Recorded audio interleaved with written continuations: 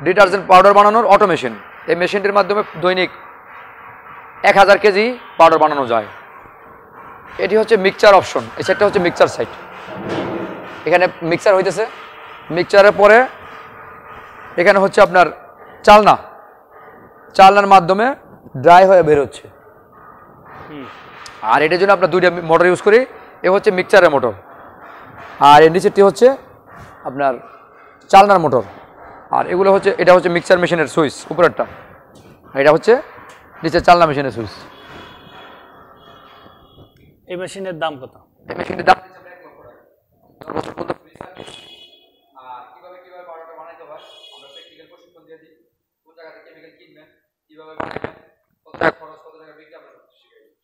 আর capacity দিনে 1 ton. আচ্ছা আচ্ছা, ঠিক আছে, ওকে।